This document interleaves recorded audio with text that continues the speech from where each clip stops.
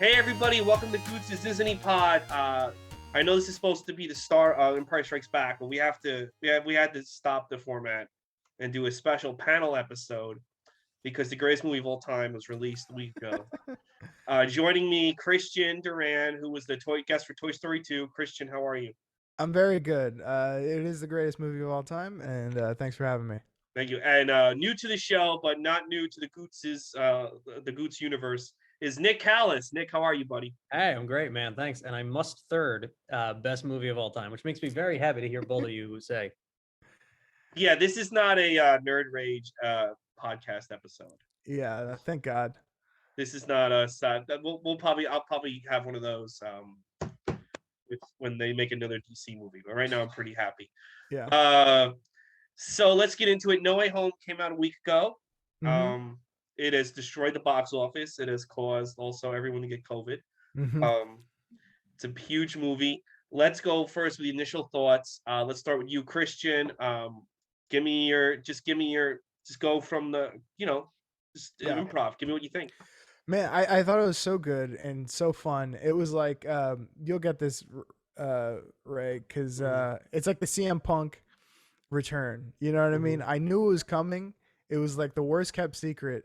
Yet when it happened, I was still fucking like, yes. It was awesome. They did it. I think they did it perfectly.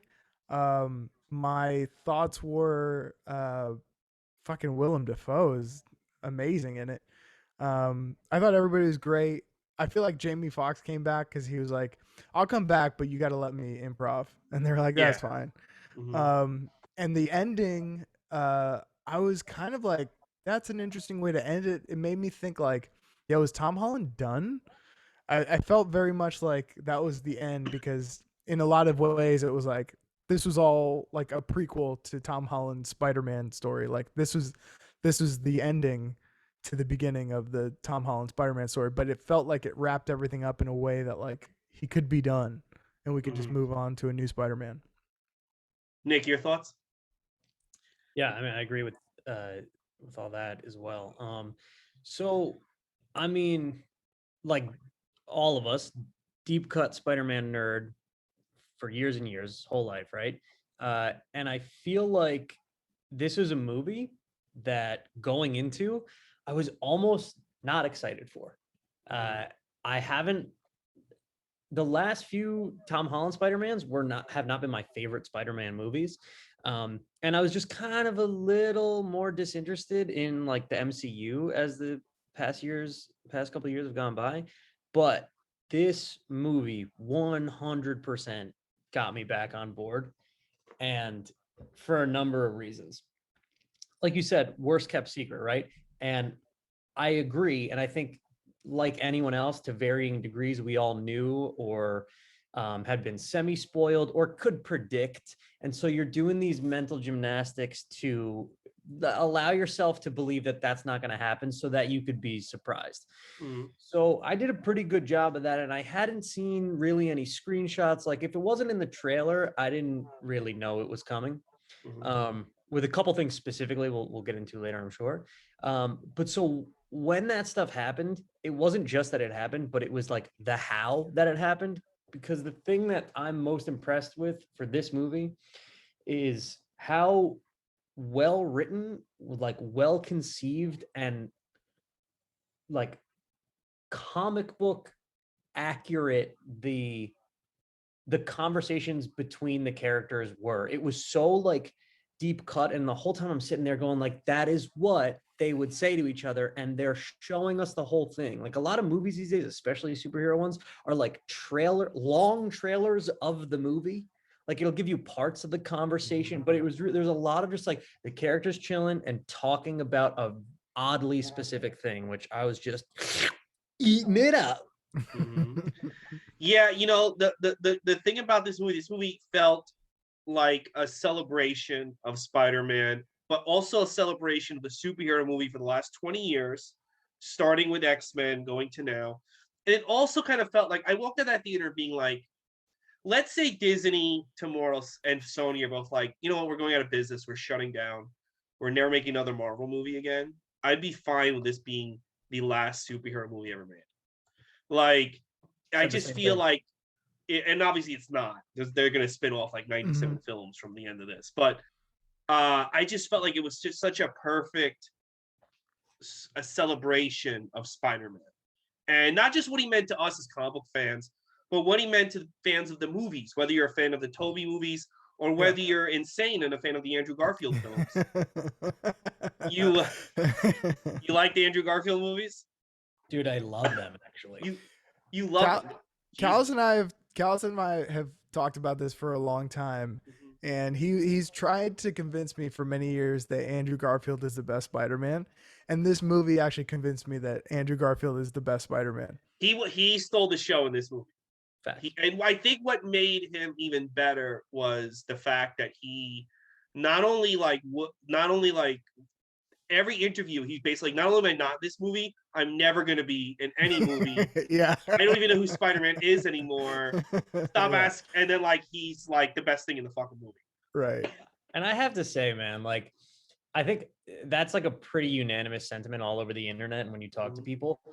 And I think people are retroactively being like, yeah, you know, like he was good, but the problem, but no, dude, he's the same Spider-Man in this that he was in the movies that he made. And I think a lot of what's wrong with those movies aren't things that have to do with him. But the reason I say he's the best Spider-Man is because Spider-Man, he was Spider-Man. And there's a lot of caveats about Peter, and Peter in the Tobey ones is still kind of Peter in the suit, and Tom Holland in this new one is such a conflation of like MCU stuff, and it's a Spider-Man, 3 Spider-Mans deep, so there's like a lot already assumed. But I felt like Andrew Garfield was like, all right, I'm going to do my best to be this Peter Parker guy, but when he's in that suit, man, he's Spider-Man. I mean, the problem with his movies were like, I mean, the Electro stuff, which they make fun of, was really bad. But worse than the Electro stuff in Amazing Spider-Man 2 was the Harry Osborn stuff. That guy was atrocious, and that whole Pretty bad. and him killing Gwen out of nowhere, and even like the kind of like, so they kill Gwen, and he's kind of sad, and at the end of the movie, he's like, woohoo, jumping through the sky. Like the tone of those, and also the whole focus on the parents. Nobody gives a fuck about Spider-Man's parents. Yeah. And they kept spending. I think the big twist of those movies, I think the big twist was the dad was behind everything. So the dad's kind of like the kingpin. He never died. The dad's right. I think that was gonna be the big twist, because I'm like, why are you focusing so much on the dad? Yeah. Like when they've never focused on the dad in any other, not even the comic books. They focus. Yeah, those movies were kind of weird in the way that they were like, it was a reboot, but it was one of the first ones where, and it's funny because it's like it shaped, in a weird way, it shaped comic book movies. That was the one where they're like, all right, you never have to do the origin story again for these characters, for any characters that you already know. Like X-Men, when X-Men comes out, there's not going to be I'm the newest recruit at the X-Men. Like, it's well, they're going to have like, to have some, because there's no mutants in the MCU right now. So right. For a school to show up out of nowhere with a 55-year-old Wolverine walking around, they're going to have to. Right. Well, I was gonna say, I've been saying this to people for a while, that these movies now, because of the MCU and how like even DC has reacted to the prevalence of these movies, is that if you were like, I used to be subscribed to comic books growing up, and I would read like Young Avengers and New Avengers on a monthly basis, and like one would come in the mail on like the 27th of each month, and it was like the best day. And now the release schedule of these films is such that movies are almost comic books. Like that's how fucking, there's like a new issue of MCU 3 times a year. And so there's like so much that doesn't need to be done, because you're more so just tuning into another installment of this thing. And they're, not to go like all Scorsese on it, but like they're kind of not movies, right? Like some of them are standalone pieces. And I think part of the success of this one is that even though it relies so heavily on, you know, beyond a cinematic universe, an entire just like 3 decades of movies, it tells one story, and it does leave you feeling like this doesn't need to continue. I'm satisfied. Yeah. I get what you're saying because this is my thing. I agree with Scorsese's comments, and I want to see what you think, Christian, in a second. That these are more amusement park rides than films. Like, I love this movie, Avengers Endgame and Avengers Infinity War, but the way I love this movie is far different from the way I love like Goodfellas or Casino. It's very different. And I hate when people try to over intellectualize these movies. But what makes this Spider-Man No Way Home the greatest movie ever made? It embraces the comic bookness. It embraces why we went to the store every Wednesday. It embraces the multiverse, the whole what if this happened, what if that happened, and they just go and do it. Whereas something like the Eternals, which was the biggest piece of shit ever made, tries to be a good movie with shitty characters that nobody even bought the books of. You know? Right. Yeah. Yeah. It tries to like have some social message when it's like, I don't know, it was that. Did you guys see that? That was a big piece of shit. I thought. Didn't even see it. Haven't seen it. I'm waiting for VOD. Also have not seen it. I just think in general, for me to care about characters' relationships or philosophy or anything that's deeply human, they can't also shoot lasers out of their eyes. And if they can, and that can be done, no one really has done it well yet. Yeah. And that movie is just so up its ass of just seeming, because I haven't even seen it, but just like it clearly with the cinematography, it's like trying to be bigger than what the MCU is, which is comic book storytelling, dude. And that's why it's great. Mm-hmm. Well, yeah. Oh, sorry. Say what you said. I'm sorry. I didn't mean to interrupt you. Oh no. Well, just going back to the thing about like being cinema and the difference between like Eternals was definitely like it just looks like the movie where they were like, we're gonna try to win an Oscar with this one, and we are like, we don't care. Like Black Panther was nominated for an Oscar, and you were just doing your thing. Like we don't give a fuck about you guys winning Oscars. We want the shit we like, and also. That movie never interested me because I was like, I don't understand how this is gonna fit into it, unless I still don't understand, to be honest. Exactly. I saw the like, fucking thing. Unless the Eternals, like, there should have been a moment in the trailer where the Eternals, like, I don't even know the movie, but I assume like the Eternals fucking put something in Iron Man's drink and he does something MCU-ish. Like I don't know, like does like it never felt like it was gonna connect. But like as far as like the thing about like this stuff is not cinema, it's like that's like it's as I don't think that's true. I think it's as valid as like it's a cinematic project.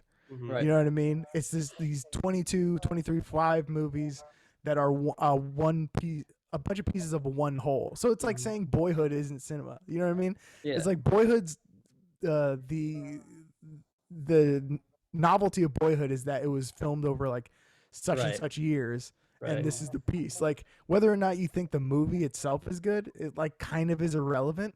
What is notable about it is that the effort it took. So it's like this is as valid. The effort that this is taken is as valid as Boyhood.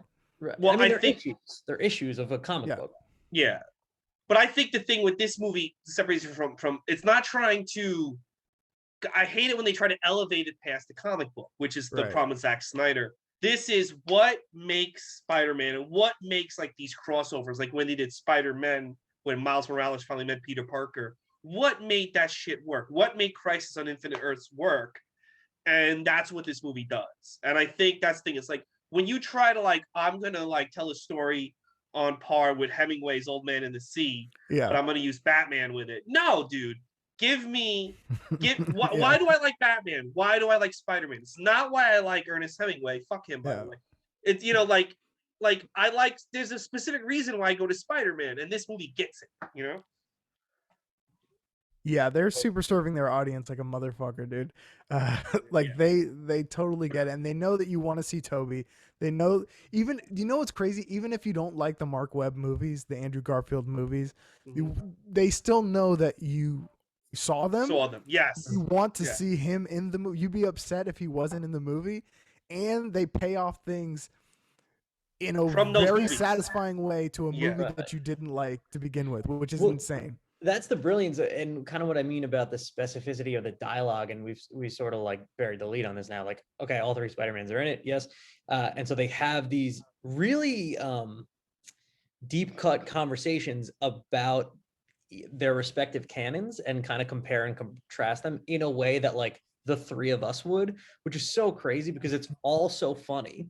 And what I loved about it is that not only do they know you saw those movies, they know what you liked about them and what you didn't like about them. Yes. And Mhm. using Spider-Man as the sort of audience surrogate, he tells us what we think of those movies, but also shows us that like he kind of feels bad about it too.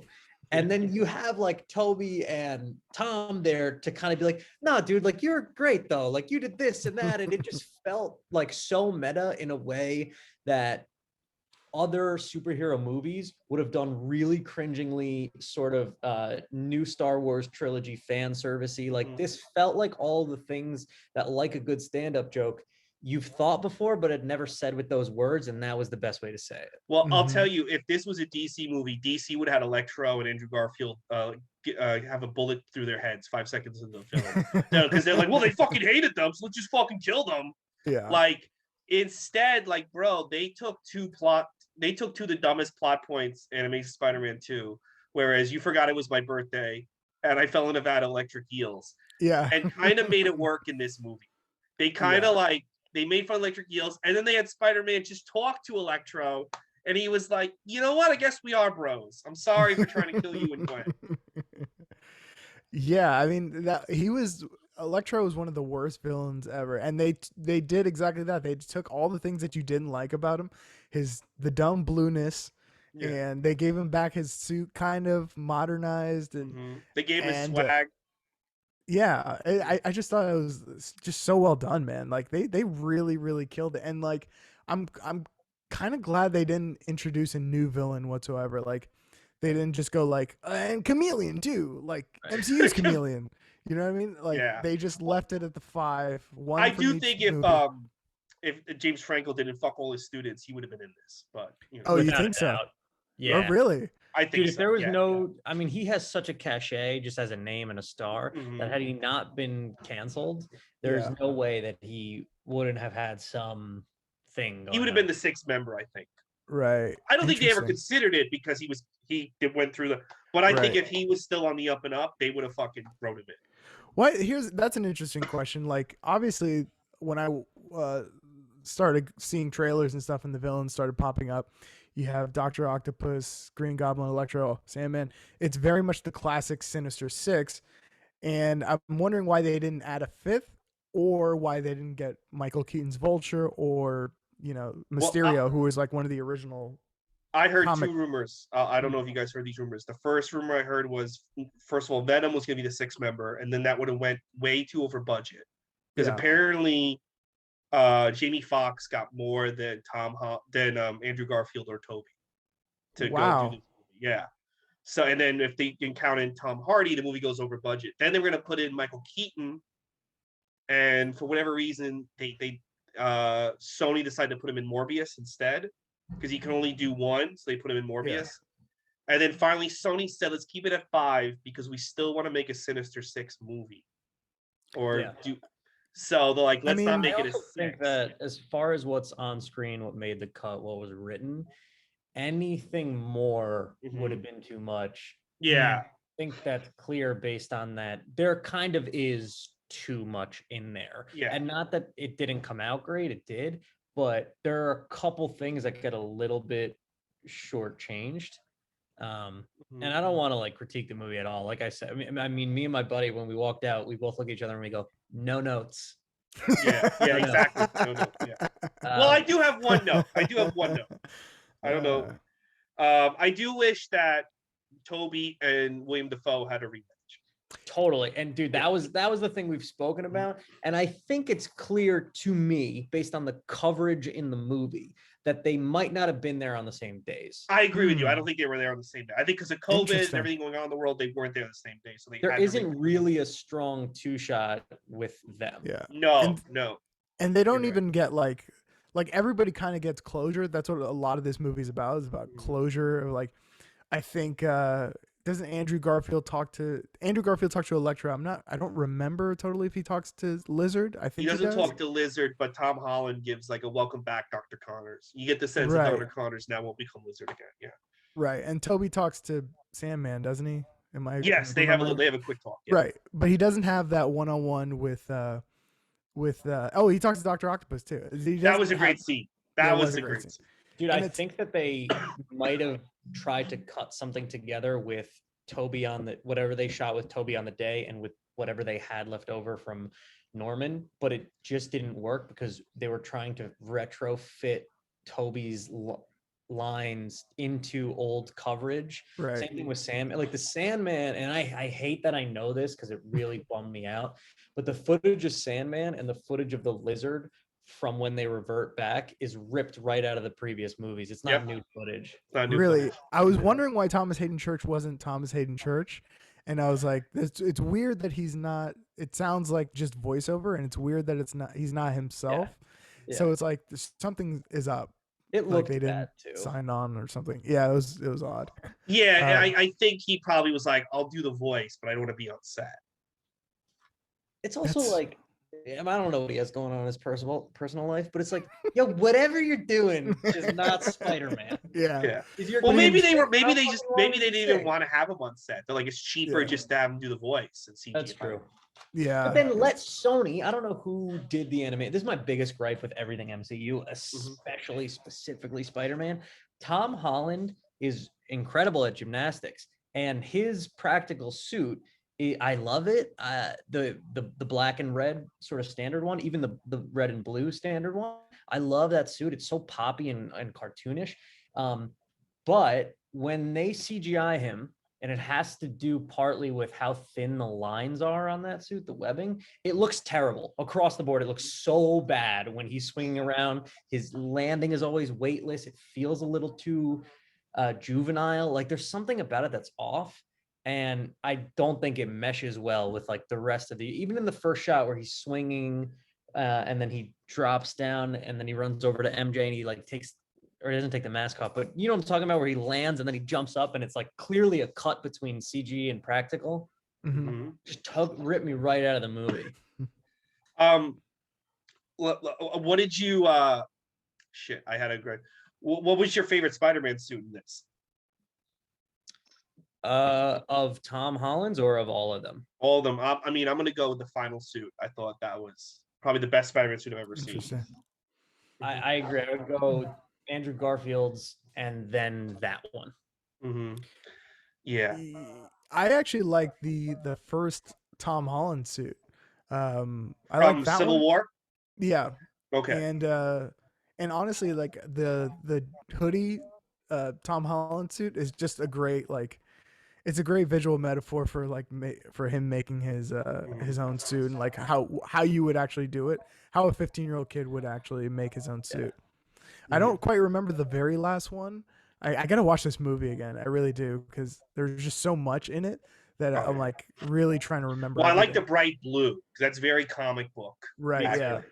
The super bright blue that he has. That you would get from like a fashion, like a Michaels or whatever. Yeah, it was really cool, and the fact that he was sewing it. So let's get back to the villains. Who was your favorite villain in this, guys? I mean, I already said Norman Osborn, Green Goblin. I think Willem Dafoe, I remember he said it on the first interviews for the first Spider-Man. He's like, dude, I fucking love playing that. That was like the most fun I ever had. That's why when he did the cameo in the second one, he's like, I just thought it was like so fun to do. It was like tight. So I wasn't surprised when he came back. I was surprised how integral he was to it. I didn't realize he was going to be like the villain essentially. Like he's the main villain, I would say. Yeah, man. I second that. I mean, his acting in this movie is so incredible. It's like so clear what a good actor can do with even like the silliest role, because it's an inherently silly part, right, with a silly problem. And the movie kind of does a lot to sort of skirt the implications of whatever mental illness he's struggling from, but he kind of cuts right through to like what that character is going through. It's all very believable. You feel a lot of sympathy for him, and then when he is the Green Goblin, you're kind of rooting for him just because he's so like scenery chewing in the best way. Yeah, he really is. He the thing I didn't expect from this movie was the fact that him and Tom Holland have a way more personal beef than him and Toby. What did he really do to Toby? I mean, kind of fucked with his grandma, like, or Yeah, his aunt. Like, he didn't really, like, he yeah, didn't he do could have anything. killed Aunt May. He doesn't. Yeah. He just goes like, "Pray, say it, and leaves. He doesn't really do anything to Toby. Yeah. Tom He, Holland, he murders this shit out of Aunt May for Tom I Holland. I know. think that's important actually for this movie going forward because you need Peter Parker and or Spider-Man to kind of be singularly or like primarily antagonized by the Green Goblin. It's his Joker, right? Yeah. And so like I feel like you were saying, Chris, that like the table gets reset with this movie, like new suit, he's in college, he's poor, nobody knows him, and there's no more Stark Tech and there's no more Avengers. So it's like, Yeah. I mean, my feeling walking out of it too is like, oh, finally, it's Spider-Man now. Yeah. Yeah. I think a lot of people have that same feeling too. It definitely felt like that because like you see the shitty one bedroom and he's just like it really is. He's like he's got his own suit. There's no gadgets and every movie Tom Holland's been in, he's had like the Iron Man mentor Jr. character. Yeah, like Yeah. Iron Man was the mentor. Nick Fury, I guess, was like the Mysterio to some degree was the mentor, and then the third one, it's Doctor Strange to some degree, and then now it's like I'm my own man. He's like, and the 3 Spider-Men in this one, like Right. he's had to go through that and like essentially be his own mentor in a weird way, like in a metaphorical way, to come out of it and be now I am my own man. It's pretty sick. I'm like fucking lighting up thinking about how they did that. I was Dude, like, it's I pretty mean, I'm sick. just thinking about how fucking unreal is it that if you'd never seen a trailer for this movie, like say it's 10 months ago or whatever, and someone comes up to you and goes, "Hey, dude, the new Tom Holland Spider-Man movie ends with Tobey Maguire looking him in the eyes, not having to say anything, but stopping him from killing Norman Osborn, by the way, played by Willem Dafoe." You'd be like, oh, "Go fuck." That's not gonna happen. Yeah. Well, I watched the movie with my brother, and halfway in the movie, I think when Norman Osborn shows up, he's like, "How dope would it be if you didn't know he was coming and you just saw that, like, you saw Dr. Octopus and you're like, oh shit, is he the villain?" And then all of a sudden the Goblin Bomb shows up. You'd be like, "What the fuck is happening?" Like, I just wish there was a way. Like, I wish they had just been like, Craven's the villain. It's gonna be played by fucking Sean that William kid they Scott. cast, Like, who yeah. cares? Like, just lie. I wish they And would then lie Craven more. Craven gets to be in lie. the pre-credit sequence, and then Yeah. No Way Home starts. Yeah. Yeah. You could. And fake trailers, like, spend some money. You're already spending $300 million. Totally. Spend like 10 on a fake trailer with Craven and get people. Are people really not going to see the third Spider-Man They're movie? gonna see it. They're gonna Yeah. see it. No And matter then what. you show up and Dude, every Well- 5 villains. Well, you know, Alfred Molina leaked to Variety that he was in the movie. It wasn't Marvel. Alfred Molina got caught, and he just basically called Variety, "Yeah, I'm in the movie." And they were like, "Fuck, you weren't supposed to say anything." And then people, once Alfred Molina told the Hollywood Reporter or Variety, everyone, then people started, "Wait a minute, if he's in it, hold on." Yeah, because they announced Jamie Foxx, right? They did, but you could. Did. That was early. That was early, but you could kind of figure out. You could probably rationalize in your head, it's going to be a new Electro. They're not going to bring back that Electro. Yeah. Why would they just bring back that Electro? Yeah. If the only thing leaked about this movie was that Electro's coming back and it's not a new Electro, you'd be like, so they brought the singular worst piece of any Spider-Man lore? Yeah. Dude, the movie's so good that if in 2006 you got hit by a truck and you fell into a coma until yesterday and then saw the movie, you'd be like, what? Holy shit, I don't know who the guy from Social Network is, but this is the fucking best movie I've ever seen. Like, that's how fucking... Dude, this movie reached into my childhood and blew me. It was fucking... I couldn't get over...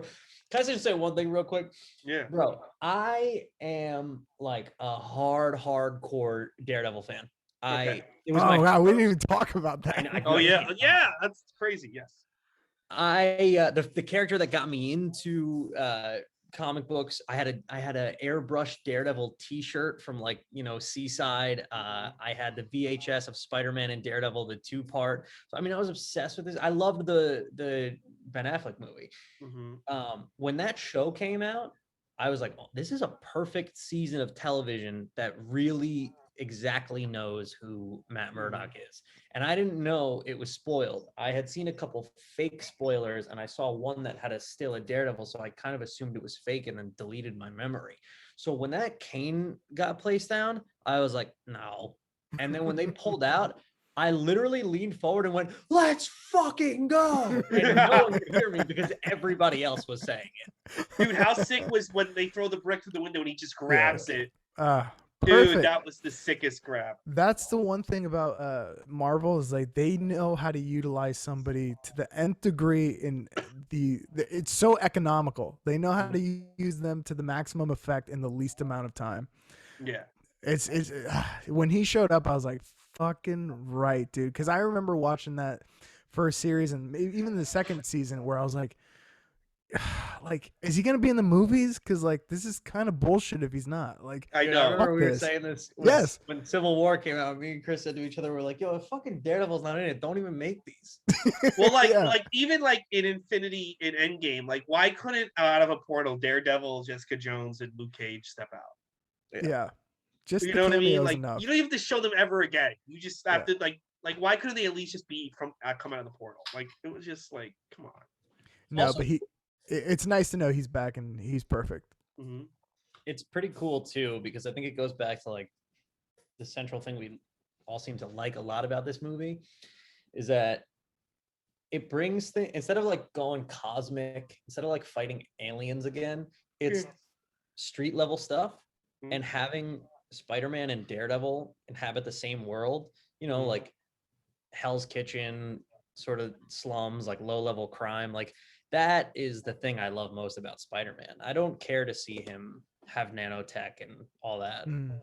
Mhm. Yeah, that was the reason. Like for years when he wasn't in the Avengers, it was like because I would always argue, and I think a lot of comic writers would argue, yeah, Spider-Man's not meant to fight Thanos and Kang, and ever since like 2004 when he did join the Avengers, they have him fighting all these guys, and now in the movies he's fought Thanos, and it's like, but he's not supposed to fight Thanos. You know what I'm saying? He's supposed to be on the street level. He's supposed to be fighting Kingpin and Doc Ock and fighting the mob and stuff, and he hasn't done that yet in any of his movies. And I'm really hoping the next movie, I hope they don't fucking jump right to Miles. I hope they have a movie where he fights the Kingpin and Tombstone with Daredevil, with Moon Knight. Fuck it, throw Night Trasher in. But I want to keep it street level. I wanted to ask you guys because I'm pretty like, I'm a big fan, but I don't know. I'm not so into the comic book arcs. I know them like peripherally, but I'm not like super in. How do you guys feel about the fact that this is kind of based off one of the ending specifically, based off one of the most like polarizing Spider-Man comic arcs ever? It's like Brand New Day, if I'm remembering this correctly. Yes. Nick, before I talk about it, Nick, what were your thoughts on Brand New Day? So that was, I think, in 2007. 2007. So I was in what, 8th grade or something. Yeah. So this is like the peak of my comic book reading. Mhm. And it was coming off of a bunch of the new Avengers stuff, and it was coming off of, it was after Civil War. So there's like a lot of big Marvel events that had happened. And it made sense to have some sort of a reset.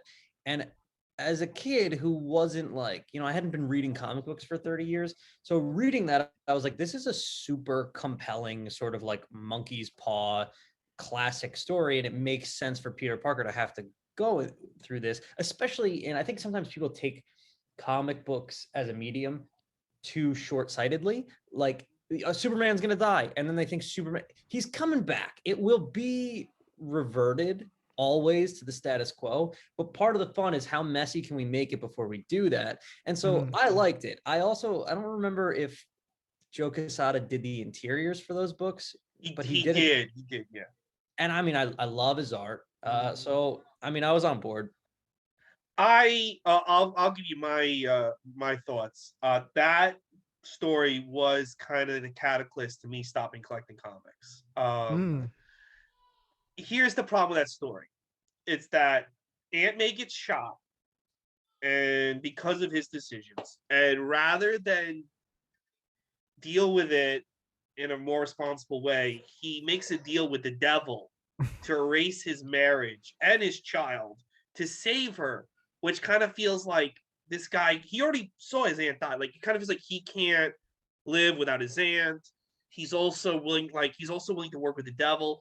This movie fixed that story a ton, because now he's not like making a deal with the devil to get his aunt back. His aunt's gone. He's accepted it. He's making a deal to save the universe. He's sacrificing his love, his friends, and his love life, and it's just his life in general to save the universe. And that's what heroes do. And it's such a better way. It's such a better reset than the comic books did. The comic books, the reason why they did that was they wanted to get out of the marriage, and they didn't want him to get divorced because they thought it would age him. I don't think it would have aged him, but whatever. And it was just a bunch of guys who wanted Spider-Man to be single again. I grew up on a married Spider-Man, so I was fine with it. And when they did that, it was just like, what's going to happen is every 20 years, some guy's going to take over Marvel Comics and be like, I want the book to be like when I was 7. And that's what's going to happen to the end of time. Yeah. And I'm like, fuck this, because I've been putting all this money. You guys have to see. I don't know if you guys been to my place. You guys have to see the mountains of comic books I have. And it's like, they don't even give a shit what I want. So why the fuck am I still buying these comics? So I kind of stopped buying comics. Yeah, dude, I part of me couldn't agree more. And I also think that, the Mephisto deal came at a time when, if I remember correctly, Aunt May had been like fatally injured. Yes, the Kingpin had her shot. Yeah.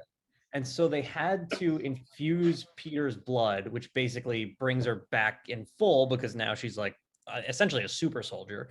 And I think it was the Kingpin who did it. So Peter puts on the black suit, goes into prison, beats the shit out of him. There's like a lot leading up to what's going to happen here. But what I find funny or ironic is that in the comic book, Peter deciding to sacrifice everything he has to keep Aunt May around is kind of exactly what the fans want, right? Keep Spider-Man the way Spider-Man is. And that's what Spider-Man's doing by saving Mary Jane.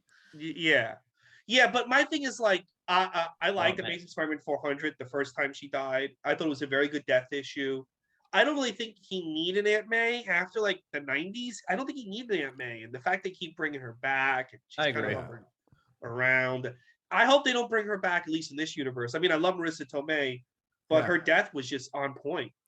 I didn't see that coming, man. Of all the things, I was like, when you can tell in a movie when somebody's he gets fatally wounded, where they get hit and then they start walking around for a while, but you don't see their like abdomen, and you're like, that person's dead when they do the reveal.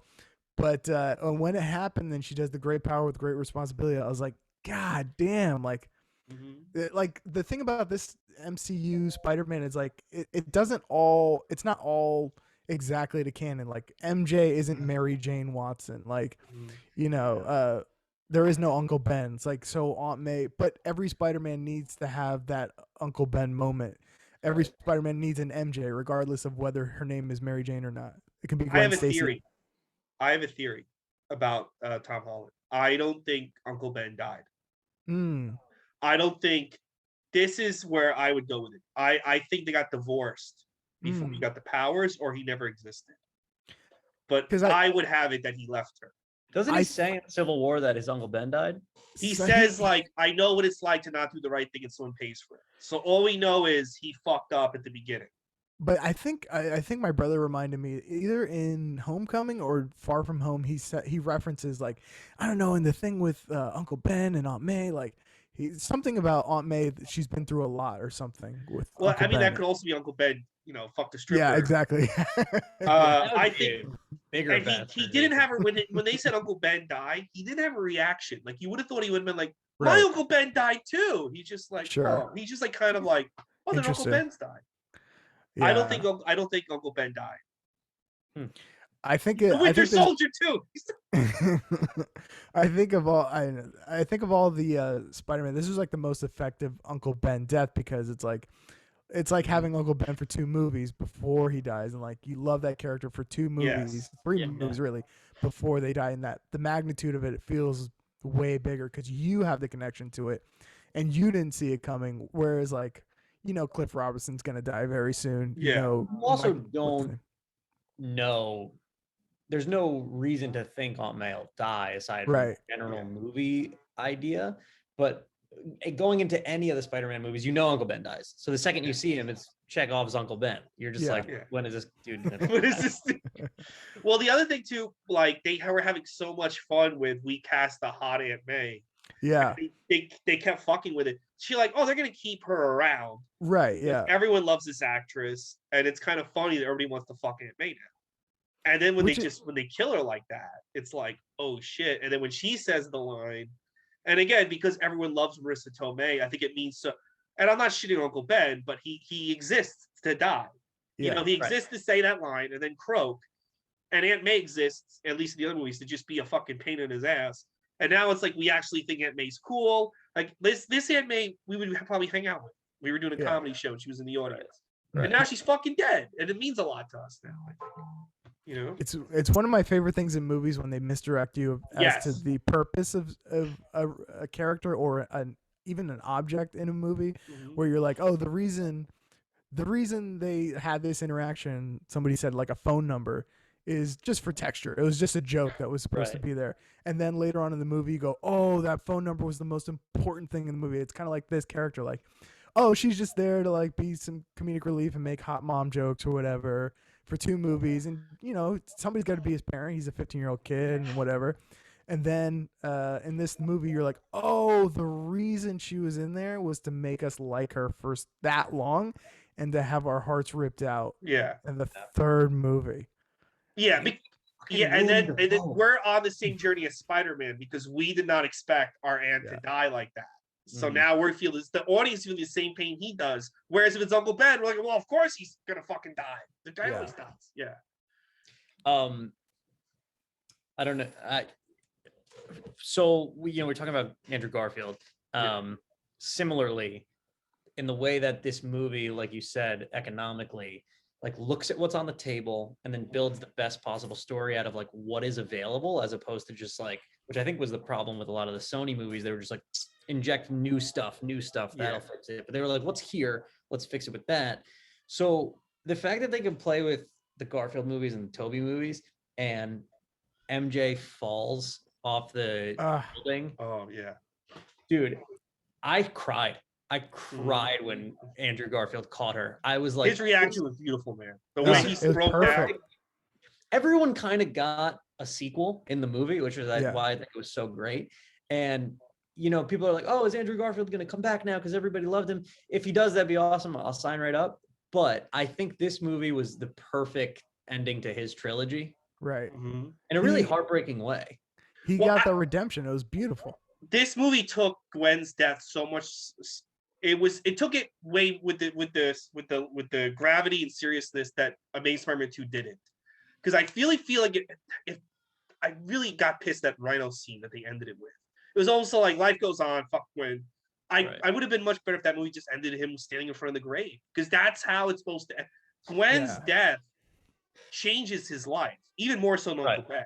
It's the most fucked up thing that ever happened. Is it the beginning of the sort of like Venom, not Venom specifically, but it's the beginning of like the dark arc, right? Like he gets dark for a little bit and then they stop it because they still have to publish Marvel Team Up back then, and there he's like goofing around, flirting with Black Widow one issue and telling Iron Man to go fuck himself the next issue.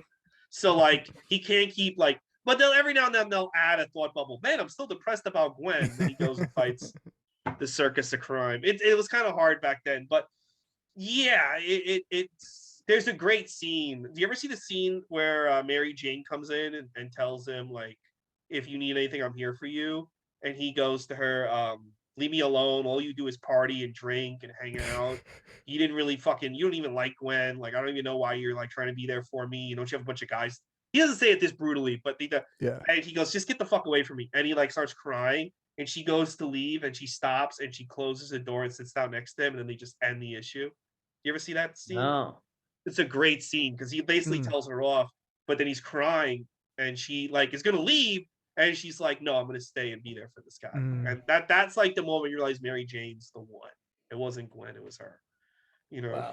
Well, you know what's even crazier about like how you're saying that Amazing Spider-Man 2 doesn't take that death seriously? Like the original, they cast Shailene Woodley as Mary Jane, Yeah. And they cut her out. Like there were scenes she just didn't make the cut. I guarantee you that was She like shows to up. get Gwen out of the way. Yeah. Yeah, she shows up at the end and is like, "Hi, I'm Mary Jane," and you're like, "Dude, you just got rocked by the greatest death like in your Right. whole life," and then the next scene is just like, "Hi, I'm new pussy." Like it's fucking, it's not okay. No, It's dude. really Like, not, and not because it's not real. That's just too real for a Marvel Right. movie. yeah. That's what would happen. You'd be like, oh, Yeah. fuck. Oh shit. Well, that does happen a lot on. I hate to say it on social media. Somebody's significant other will die, and they'll make a. I'll never get over this. Then 2 months later, they're at a bar with somebody. I'm like, I thought you were never gonna get. Okay.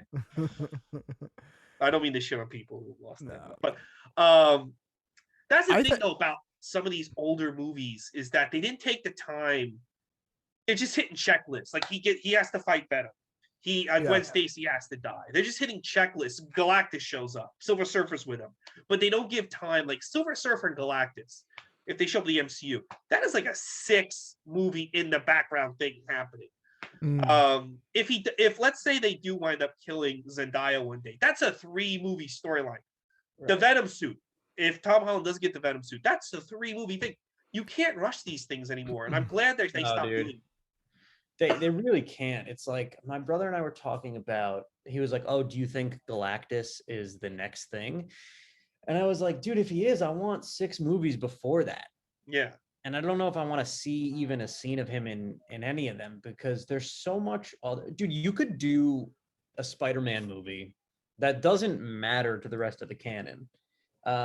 As just like a filler issue, that's maybe the best Spider-Man movie we've seen yet. Like there's enough there. My problem with the MCU has been that they hide a commercial for the next commercial in the commercial that isn't good enough for you to watch on its own. So it's like you never are fully satisfied because all right, I gotta see the next thing coming. But this one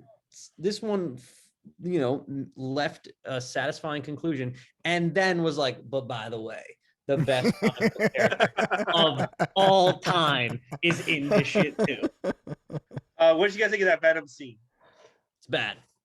I was pretty perplexed by it. I was like, first of all, Tom, I haven't seen Venom 2 yet. I will get to it. Tom Hardy's accent is, I don't know what he's doing, but it's like Callas, you've talked about this. There's one guy we know where you're like, that guy has 7 different accents all at the same time. Like it's Boston, Philly, New York, and like England somehow. I don't know what he's doing, but I mean, did you see Venom 2, Nick? Yeah. What'd you think? It's so fast. There's not a frame of luxuriating, and it's just because it's trying to rip through the movie. I think a lot of the VFX are like not quite there, and I think like Tom Hardy and the character of Venom are having so much fun that you lose a lot of the tension and kind of scary stuff, horror elements that are in the first one, even down to just that they pitched his voice differently and he's performing it a lot more loosely. So if you go back and you watch from the first one where he goes like eyes, lungs, pancreas, so many snacks, so little time, and you listen to that, it sounds almost nothing like the character in the second one. It's a total comedy, but I'm just a sucker for symbiotes, dude. So like I had fun watching it. It's not great, but I still had fun. I had fun. I have a theory that the Venom movies take place before the first Amazing Spider-Man movie, and they're in the same universe. Which is why he doesn't know who Spider-Man is. And if Venom 3 is going to be Spider-Man versus Venom, it's going to be Andrew Garfield. That's interesting. Because Andrew Garfield says, I stopped pulling my punches. The symbiotes would be attracted to that. There's a symbiote left over at the end of Let There Be Carnage. And then if Garfield and Tom Hardy are in their own universe, you can do what you want with them. And let's say Morbius is in the same universe, right? You can do what you want with them, and then you can have Tom Holland and whoever you make Venom. If they make Flash the Venom in the MCU, I'm going to commit suicide. Like I'll just tell you, that kid has said in every interview he wants to see Venom, and now the symbiote. I won't. Not interested. In You're like, I hate this Flash. I hate this Flash. He's the one thing they get wrong. I don't like this Flash. he's not enough of a bully. The thing is, like, No, I don't like the fact that he's a nerd. It's he's fucking, he's a jerk, and that's cool, and that's right, and that's on point. But it's all ineffectual. That's the problem. Is that Yeah. Peter's Flash growing up was not ineffectual. He was fucking No. his whole life up, dude. yeah. And the whole great power, great responsibility thing comes from the idea that like he could just freaking clean this dude, but doesn't every day, and like will actively take a beating to protect his secret. Yeah. Yeah, no, he could. That and the thing about Flash, before we get the powers, is Flash could beat the shit out of him. Flash and has. Yeah, when And Flash Flash becomes is Venom, like, it's dope because he's the best Venom there is as far as, you know, how good he is at bonding and using the symbiote. There's like a whole Agent Venom, Space Venom arc, which is cool. But just to go back to what you were saying, Ray, about how they're going to do the interconnectivity, isn't it that in Morbius there is Raimi Spider-Man on a wall behind him? yeah, but the Oscorp building from Spider-Man 2 is in there. I heard that what they're gonna do is much like how this is what I heard, I don't know if it's true. Now, like J. Jonah Jameson looks the same in the MCU in the Raimiverse. The Vulture is gonna look the same in whatever universe Morbius is in the MCU. So I don't know. I think this is my theory with Morbius. They're waiting to see what we think of these movies, and then they're gonna shoot an after credit scene to confirm what universe it's in. So if everybody was like, Andrew Garfield fucking stinks, why was he in this movie? He'd be in the MCU. But I feel like now everyone's like, we want more Andrew Garfield. They're like, all right, Morbius and Venom are in the Andrew Garfield universe. Here we go. You know what I mean? That's my theory. They left it up in the air. Can I just quickly say that I just make this announcement right now? I'm never gonna watch Morbius. I don't give a fuck. I don't like Jared Leto. Like, it's just not gonna happen. The Wikipedia page is fine. You know what I mean? Like, just tell me what the post credits are gonna be. Are you gonna watch Morbius? I'm gonna go see Morbius because I'm like, whatever. Dude, I think I like can't not see it. I actually, Christian and I share this. We've had many, more than Jared Leto's parents have talked about Jared. We've talked about Jared Leto more than anything, and I think that he's bad. He's bad at acting. He's a douchebag. I would say this to him too. I really, really think he's a bad person. And I'm gonna see it because, dude, he's got powers. Like, guy with when are you gonna see that? Like, it goes back to my I've made this point to Christian before, but like every movie should have a dinosaur in it, just behind him. He's flying around, he's clawing. It's like, why would you not? What are you gonna fucking go see like some movie about two people that get a divorce? Like, what the fuck are you doing? Watch a marriage fucking story, movie about a Morbius marriage guy. story. Yeah. I in the 90s I liked Morbius. When he was in the Midnight Suns with Ghost Rider and Blade, I liked Morbius a lot. So I mean, I just can't believe I don't know how Warner Brothers doesn't have constant meetings, that they're making a Morbius movie and people are like kind of into it, but DC can't get a fucking Hawkman or a fucking Booster Gold movie off the ground. It's like, if you had told me even like 10 years ago, who's more marketable, Morbius or Hawkman? I've been like, well, Hawkman, and they just can't. Yeah, dude, no, that's actually such a great point because I think, interestingly, like Searchlight did it excellently with Deadpool. They were like, all right, dude, nobody cares about Deadpool. Unknown to them, there's this giant contingency of Deadpool fans. But as far as the mainstream goes, like, people don't really know Deadpool. And they were like, all right, Ryan Reynolds, here's $50 million. You can't make anything with that. Go and make a Deadpool movie. And it was true enough to the character and had enough cool visuals and funny jokes that it exploded. And the same thing would happen with Booster Gold if you gave Sean William Scott $20 million and you were like, just make a low budget studio comedy. And we'll VFX the rest. Like, it would work. It would, the thing with DC is that if I go up to like a random, like you're with a girl at a bar. This is gonna sound weird, but like, you meet a girl at a bar, you're talking to her, you pull up a picture of Hawkman and fucking, I don't know, Martian Manhunter. You're like, well, what do you think of this? She'd be like, it looks fucking stupid. And you're like, all right, cool, the date's over there. So, and I think in DC they have that in their head. But here's the deal. Marvel has made it where that girl at the bar is like, hey, I'm gonna go see Hawkman. What the fuck is that? It's a Marvel movie. Oh, I'll go see that. I'll give it a shot. Because the Marvel name is like, okay, I liked fucking Infinity War. I liked Deadpool. I liked Iron Man. I probably like Hawkman. You know what I'm saying? Yeah. And DC just has in their head, well, Hawkman looks fucking stupid. And it's like, yeah, sometimes he does, but you can make him work. There are enough cool things about him. You can make it work. Like, it just DC. You know what's funny though, right? Because you're exactly right, dude. Yeah. But if all this stuff existed in a void, nobody had cachet, nobody knew who any of these characters were. If you took Batman, Iron Man, Spider-Man, Superman, and Hawkeye and lined them up, and you said to this girl, which one of these guys looks the fucking stupidest?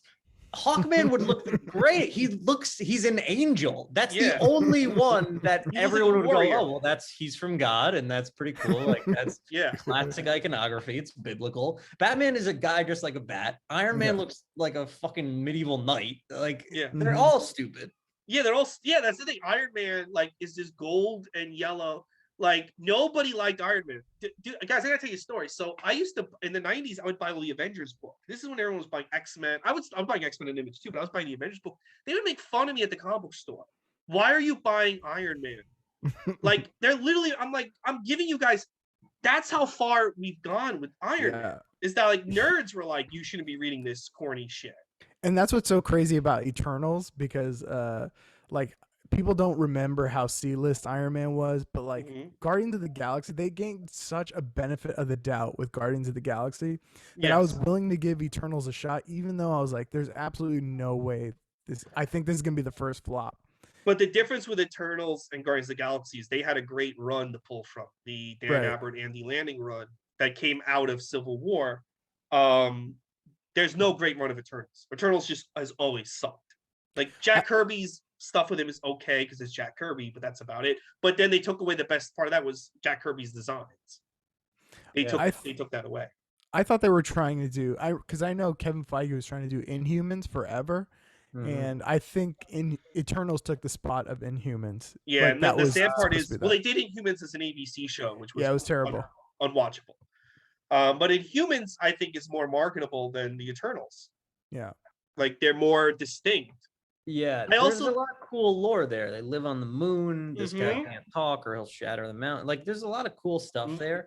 But I think what's so great about Guardians is that they were like, all right, let's get a couple of super identifiable actors who bring so much to the role. It's like if you made Tom Cruise Wonder Man, nobody gives a shit about Wonder Man. Nobody's going to see it because it's Wonder Man. They're like, oh, it's Tom Cruise, it's Chris Pratt. He's our new favorite movie star. He's funny. Some cool stuff is going to happen around him. And the movie's actually good. Then it works. And then, oh, now kids are dressing up like Rocket Raccoon. But like, you can't bank on. That's why Sony is confounding, right? Because they're like, Morbius movie. And you're like, what? Well, the Craven movie is really like, what? Yeah, that's insane. Dude, Aaron Taylor Johnson is not more famous than us. Like, he's famous, but also my girlfriend has no idea who that guy is. But also, all the guys on the planet, how is he Craven? Like, Craven, I think, was based on like a 60s male like, Craven looks like a 60s porn actor. Totally, dude. And it's like, he's a man's man. And it's like, that's the guy you went with? Also, Aaron Taylor Johnson definitely has some shit with Marvel. Like, he has some bad blood because he didn't come back for WandaVision. And I'll make this point to make another point. He was a horrible Quicksilver.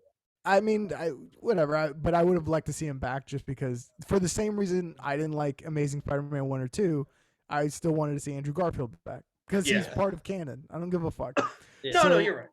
So why you invite your uncles to Thanksgiving? Yeah, exactly. It's like he's racist, but fucking who cares? Like, I mean, what am I gonna do? But one thing that was weird to me, and it's really super nitpicky and not even an issue I have, but it is weird to me that, like, in order to bring in Jamie Foxx's Electro and Alfred Molina's Dr. Octopus, they had to bring them in from different universes. Yet J. Jonah Jameson looks like is J.K. Simmons, but is, you know what I mean? Like, all three Spider-Men look different, but J. Jonah Jameson looks the same in two different universes. It's like, the power of Alex Jones. It goes across the universes. Apparently. There's some weird stuff there with, like, Doc Ock has got a new fit and is very different looking, but Norman isn't.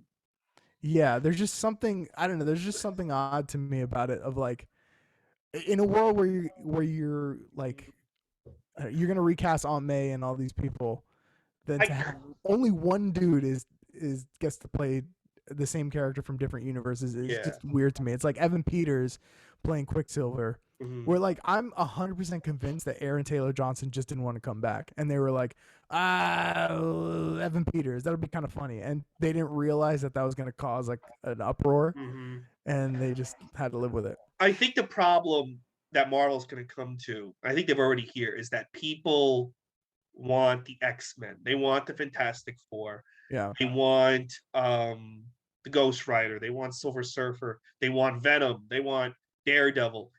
They don't really want Eternals. They don't want Shang-Chi. They don't want another Captain Marvel movie. We were tolerant of it because we knew that's all you had the rights of. But now you have the rights Yeah. to everybody. It's like, motherfucker, we want to see Shatterstar. Like, you get my point. It's like there's so Yeah. many like characters that we want to see that I think Marvel doesn't understand that has a fan base. Like, I don't know. Like if fucking Havoc showed up in the after credits of Doctor Strange Multiverse of Madness, the theater I think would erupt.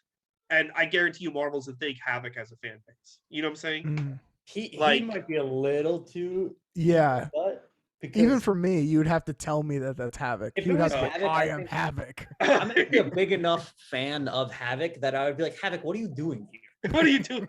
I'm just here to say hi. But I mean, like, there's just so like people really want the X-Men and stuff. And when people saw Evan Peters, they were like, X-Men, X-Men. Yeah. And then when they didn't show up, it's like, dude, you can't tell us you're gonna open that door and then not open. Yeah, I also think that it's actually pretty impressive that they did all of this without the cheat code of Deadpool. Like, it's pretty Yes. amazing to me that Deadpool is his own walking Or Wolverine. multiverse. Or Wolverine. They haven't had Wolverine yet. Yeah. Yeah, I mean, that one's like the big ticket item. Like, that's the most expensive price tag, right? But Deadpool is walking around in his own movie in a singular cinematic universe, making multiverse jokes. And I always imagine that Deadpool would be, I don't know, that he would be somehow accidentally instrumental in I bridging. think I always thought he was just gonna like just walk in during a game. Like just walk on the screen. Like, Which you would've guys been need help? so happy. phenomenal. Yeah, Yeah. he does make sense as the conduit to like all this stuff, all this multiversal stuff where he just shows up. Like, especially him, because he would accidentally do something, comedically accidentally do something that would rip the fabric of time in a way that like works. He Loki style steals a time stone. Or Yeah. something Right. like that. Well, I know he's taking Ryan Reynolds is taking a break from acting, period. Something Hmm. happened to him in his personal life. I don't know what happened.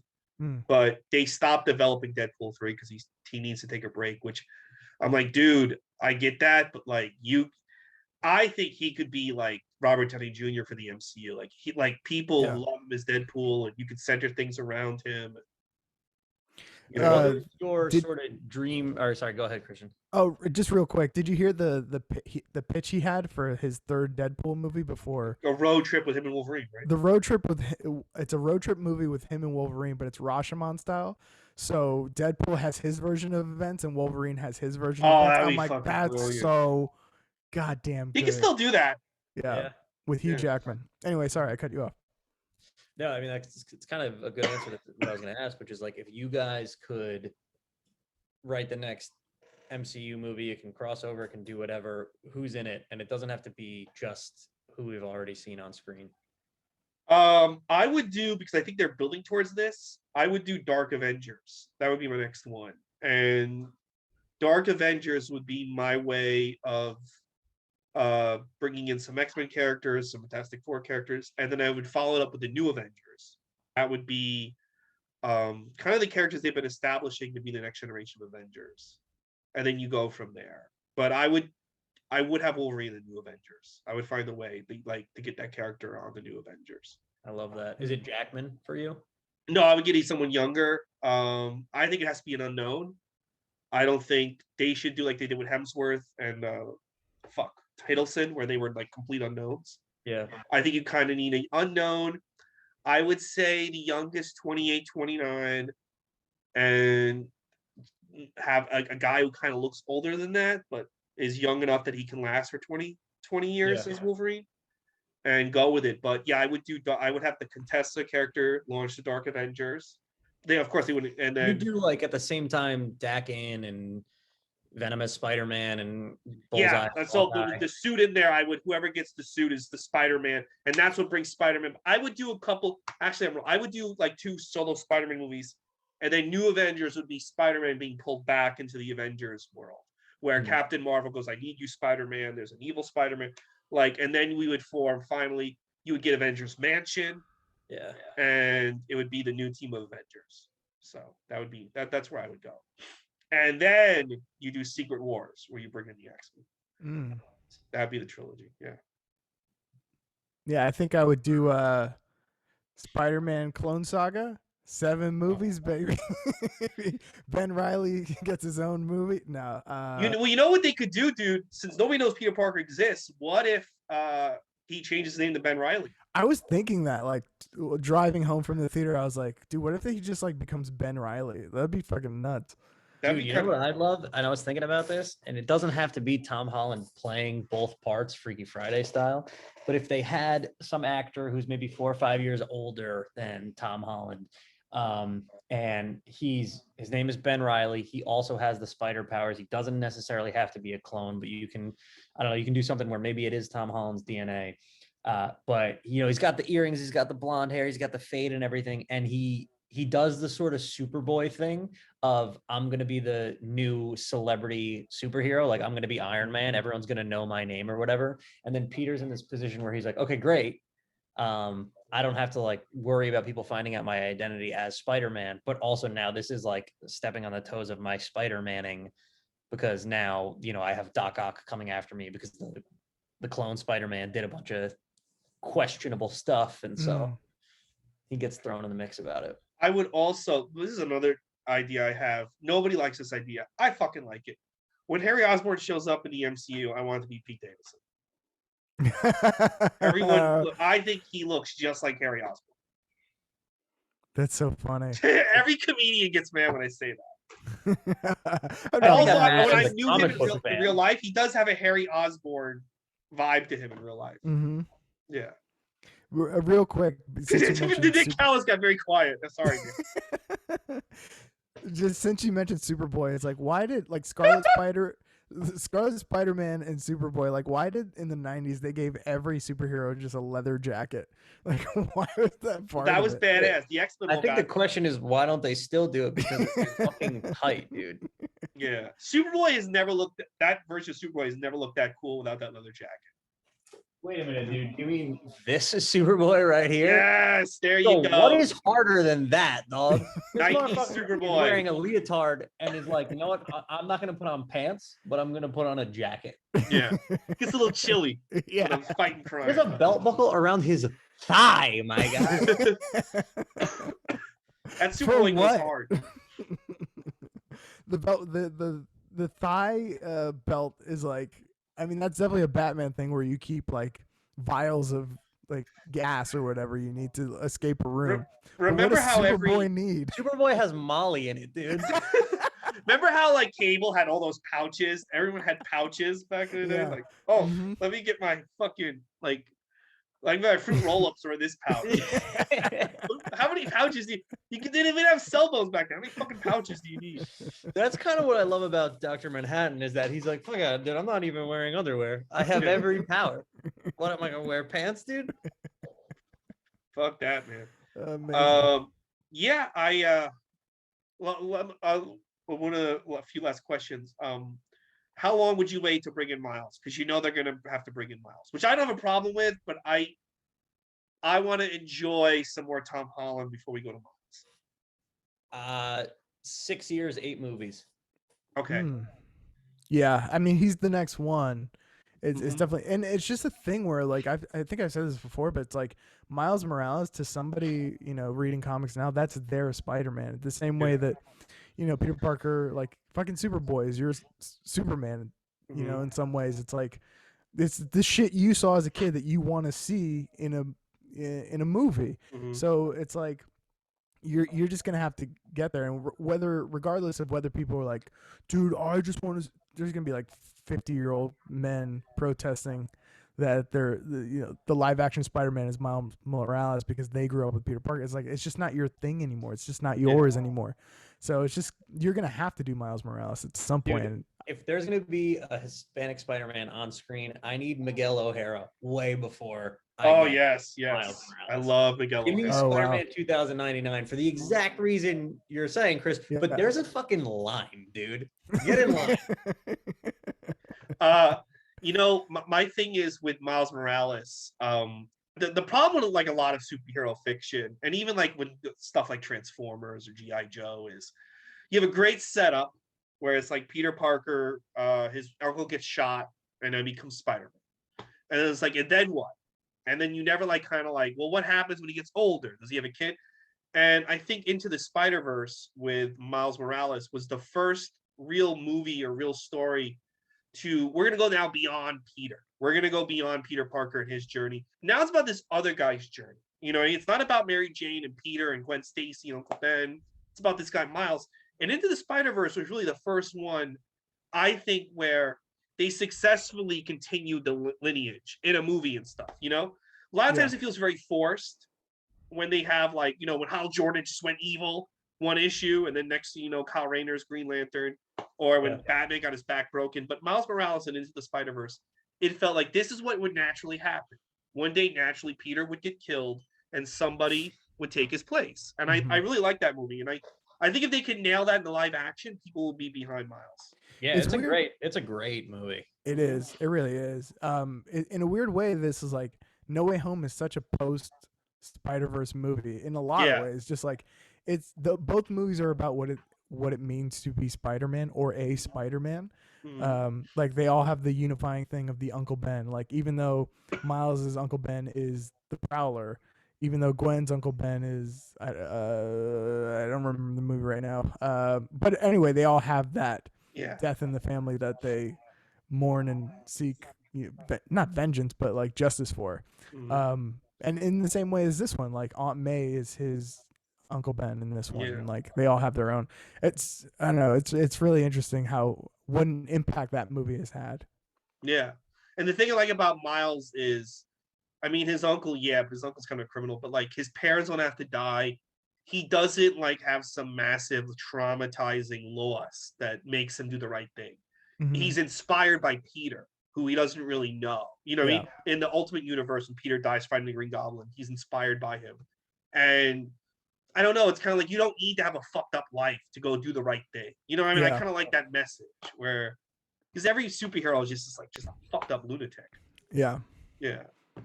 So it's kind of cool. What's that? What's hairstyle are you doing there? Is that your Superboy or? Yep. Little by little. Little by little. Jacket next week. Rufio or Jesus. Leotard after that. So all in all, what are you guys looking most forward to in 2022 of the Marvel DC projects? Then we'll wrap it up. We'll get the plugs in and stuff. I guess Flashpoint. Yeah, I do think they're gonna call in some other actors they haven't called yet. I'm feeling Christian Bale has a truckload of money being to his house right now. Yeah, he is in Thor 4. I'm actually interested in Thor 4 and Flashpoint as well. And the Batman should be interesting. It's definitely out there. Yeah, it's gonna be its own thing and a piece of itself. It's not gonna. I don't think it's gonna be a part of anything, but I'm really interested in what that's gonna look like. I will say the Flash TV show has saved DC because once they established that the Zack Snyderverse is just a universe, not the universe with the Crisis crossover, I'm much more tolerant of things they do because I'm like, all right, this is all like different multiverses. And, I don't know if you saw the Flash crossover.